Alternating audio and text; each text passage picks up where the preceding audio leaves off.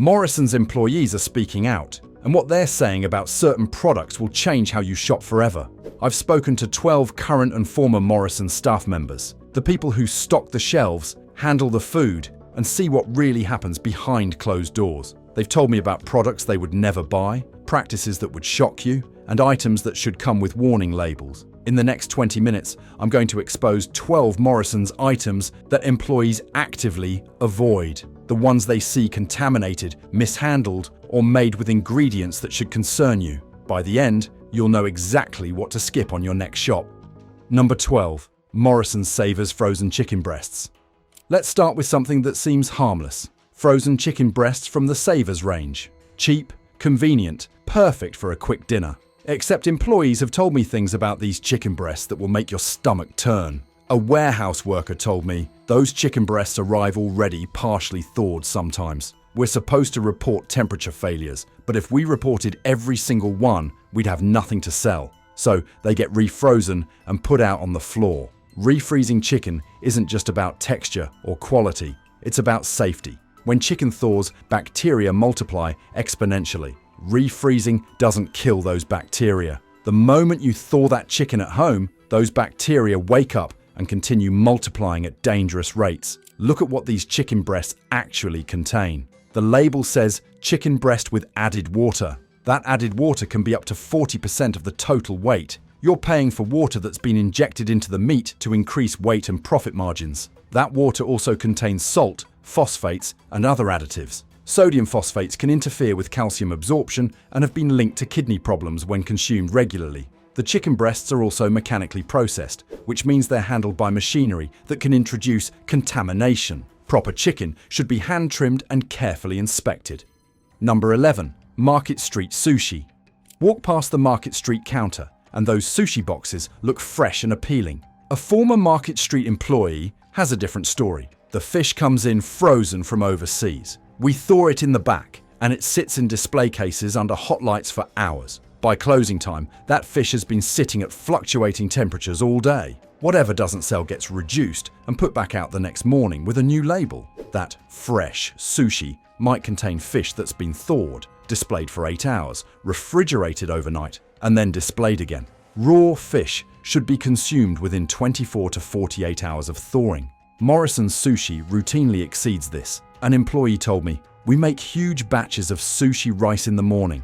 It sits in warming trays for hours. When it dries out, we spray it with water. By afternoon, that rice is the perfect temperature for bacteria like Bacillus cereus to thrive. Cross-contamination is rampant. The same gloves that handle raw fish handle cooked rice and vegetables. The cutting boards get a quick wipe between uses, not proper sanitization. By the end of the day, everything has been contaminated." Number 10. Bad fruit and veg.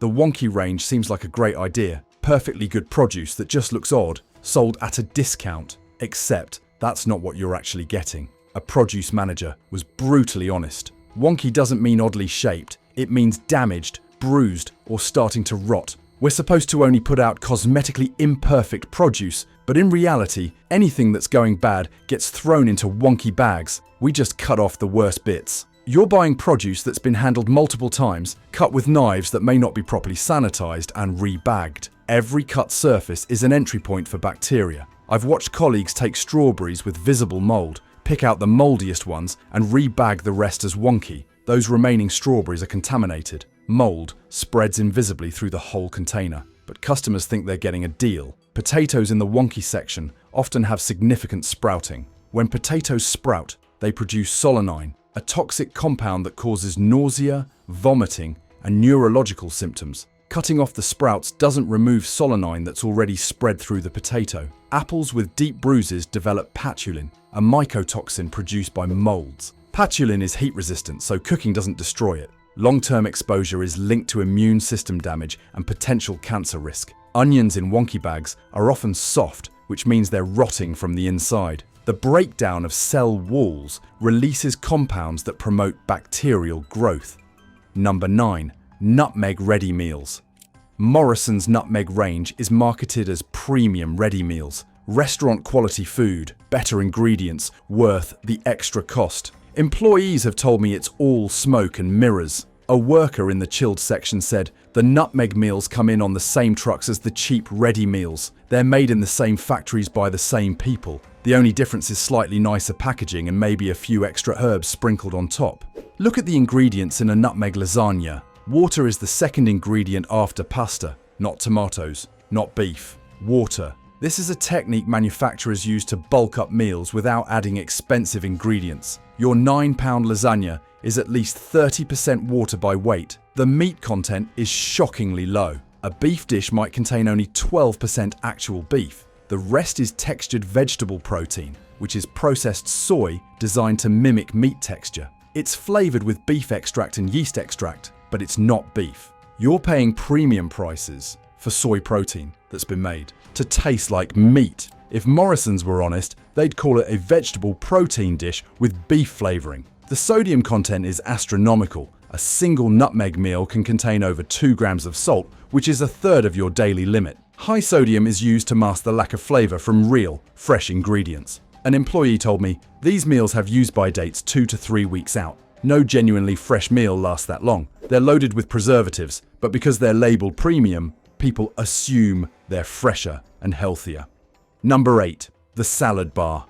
The salad bar looks fresh, healthy, and convenient, but employees have revealed what really happens behind that glass. A former salad bar attendant was blunt. Those ingredients sit out for hours. We're supposed to change them every 4 hours, but that almost never happens. Lettuce from morning service is still there at dinner. When we do refresh, we don't throw away the old stuff. We just add new on top. Lettuce at room temperature for 8 hours, tomatoes sweating, and cucumber slices going slimy. All of this creates perfect conditions for E. coli, listeria, and salmonella. These bacteria thrive at room temperature. The worst part is customers. They dig through ingredients with the tongs, touch things with their hands, let their kids grab items. By afternoon, everything has been contaminated by dozens of people. We should throw it all away. We never do. The pre-cooked items like pasta salad and coleslaw are made in bulk in the morning, sometimes using ingredients approaching their use-by dates. The pasta salad often contains pasta cooked 2 or 3 days earlier, mixed with mayonnaise-based dressing.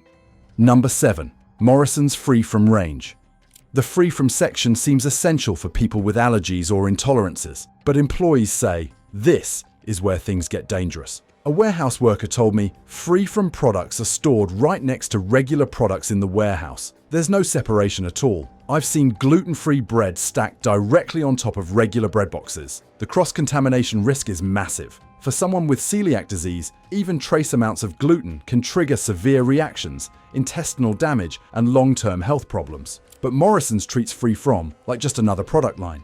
A bakery employee revealed, we use the same equipment for free from products as regular products. We're supposed to clean thoroughly between uses, but during busy periods, it's just a quick wipe. There's definitely gluten residue on that equipment when we make gluten-free items. This is a massive liability. Morrisons is selling products labeled gluten-free that may not actually be safe for people with celiac disease. Customers trust that label. They believe they're protected. The quality of free-from products is also questionable. Gluten-free bread contains over 20 ingredients, including xanthan gum, hydroxypropyl methylcellulose, and fermented rice flour. These additives are necessary to mimic gluten's texture, but they're harder to digest. The dairy-free cheese is made from coconut oil and starch. Coconut oil is highly saturated fat. A single serving contains more saturated fat than regular cheese. So, people avoiding dairy for health reasons are actually getting something less healthy. The free-from range is more expensive. Gluten-free bread costs 3 times what regular bread costs, but it's made with cheaper ingredients.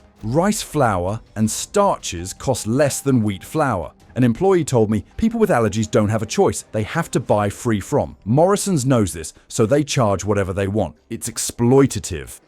Number 6. Rotisserie chicken. Those rotisserie chickens spinning in heated displays smell incredible, but employees have shared things about these chickens that will change your mind. A deli worker said, those chickens aren't fresh chickens roasted daily. They're chickens that didn't sell in the fresh meat section. When a chicken's use-by date is approaching, we take it out of the package, season it heavily, and roast it. Suddenly, it has a new shelf life. This is technically legal. There's nothing wrong with cooking meat before it expires, but it's misleading. Customers think they're buying freshly roasted chicken when they're buying chicken that was hours from the bin. The seasoning is loaded with salt, monosodium glutamate, and artificial flavoring to mask any off flavors from chicken that's been sitting around. A single serving contains over 800 milligrams of sodium. That's more than a third of your daily limit. This is insane. Before we continue to the worst offenders, hit that subscribe button if you're finding this valuable. The next 5 items are even more shocking, and I guarantee at least 2 of them are in your kitchen right now. Subscribe so you never miss investigations like this. Number 5. The fish counter. Fresh fish from the counter seems premium. You point to what you want, and it's cut and wrapped in front of you. According to employees, it's anything but fresh. A fish counter worker told me, people don't realize that almost all the fish on ice has been frozen. It arrives frozen, we thaw it, and display it on ice to look fresh. That's salmon. Frozen 3 weeks ago, thawed yesterday, sitting out since this morning. Previously frozen fish isn't necessarily bad, but calling it fresh is deceptive. Once thawed, fish deteriorates rapidly. Within 24 hours, texture degrades, color changes, and bacteria multiply. But that fish stays on display for 2 or 3 days. We're taught to make old fish look fresh. We trim discolored edges. We rearrange so the best side faces up. We spray it with water to keep it moist. But underneath, it's starting to smell. Customers say it looks great, and I'm thinking, if you only knew. The ice display is an illusion. That ice melts throughout the day. Water pools under the fish, creating bacterial soup. Fresh fish should never sit in water. It should be on ice, elevated, with drainage. The smell near the fish counter is masked with ventilation and air fresheners. By late afternoon, if you get close, you can smell it turning. We increase ventilation and hope customers don't notice. If someone comments, we say it's the natural smell of fresh fish. It's not. It's fish going bad. The prawns sold as fresh are never fresh. They're always previously frozen. Prawns deteriorate within hours of being caught, so they're frozen on boats immediately. The problem is they're then thawed, displayed for days, and sold at fresh fish prices. Number 4. The bakery section. Walk into Morrisons, and you're hit with the smell of fresh bread. The bakery looks artisanal. Employees have revealed what's really happening. A bakery worker told me, nothing is baked from scratch here. Everything arrives frozen or par-baked. We just finish it in ovens and put it out. But customers think it's freshly made because they see us putting bread on shelves. Par-baked means items are partially baked elsewhere, frozen, shipped to stores, then finished. This requires additional preservatives to survive the freeze-thaw cycle. Those preservatives aren't listed on labels because they're considered processing aids, not ingredients. The ovens aren't even cleaned properly. There are layers of burnt residue and crumbs. When we bake bread, all that old burnt stuff gets into the new bread. I've mentioned it to managers, but deep cleaning means closing the bakery for a day, and that's lost sales. Fresh cream cakes are another concern. These cakes sit in unrefrigerated display cases for hours. Cream is supposed to be kept cold, but these cakes just sit out at room temperature. Fresh cream at room temperature is a breeding ground for bacteria. We're supposed to throw cakes away after 4 hours. We never do. They stay out all day, get reduced in the evening, and people buy them thinking they're getting a deal. That cream has been at room temperature for 8 hours. It's food poisoning waiting to happen. The cookies and brownies are made from frozen dough pucks containing trans fats from partially hydrogenated oils, artificial flavors, and enough preservatives to survive months in a freezer. The sourdough isn't real sourdough. Real sourdough takes days to make with a starter culture. Ours is made with commercial yeast and sourdough flavoring. It's fake sourdough sold at real sourdough prices. Number 3. Morrisons. The best sliced meats. The best range suggests premium quality. The packaging is upscale. The price is higher. Employees say no. A deli worker was frank. The best sliced meats come from the same suppliers as the regular range. The only difference is the cut. They might use slightly thicker slices or a different part of the same animal, but the quality of the actual meat, identical. The processing is also identical.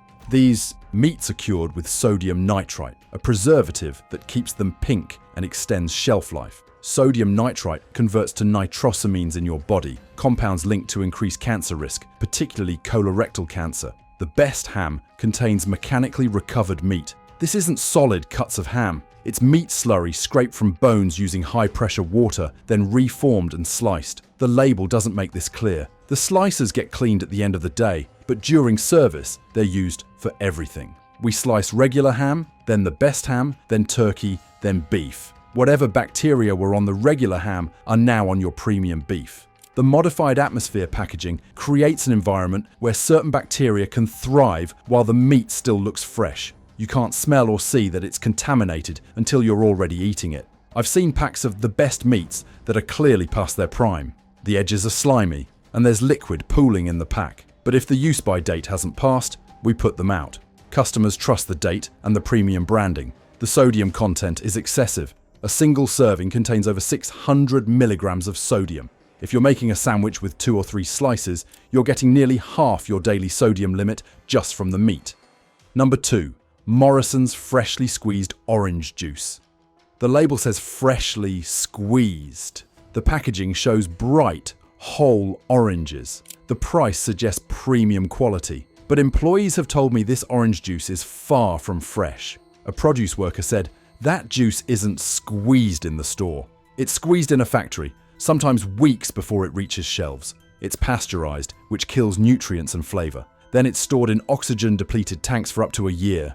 A year. Your fresh orange juice might be nearly a year old. During storage, the juice becomes essentially flavorless. So manufacturers add back flavor packs, which are chemical compounds designed to make old juice taste fresh. These flavor packs aren't listed in the ingredients because they're derived from oranges, but they're highly processed chemicals, not fresh fruit. Your orange juice tastes like oranges because of laboratory-created compounds. We receive the juice in large containers and pour it into smaller bottles with fresh dates. The original production date could be months earlier. Customers think they're buying juice squeezed this week. The pasteurization process destroys vitamin C, the main reason people drink orange juice. Manufacturers add synthetic vitamin C back after pasteurization to meet label claims. But synthetic vitamins aren't absorbed by your body the same way natural vitamins are. The pulp in the juice is also added back after processing. It's not natural pulp from freshly squeezed oranges. It's processed pulp that's been separated,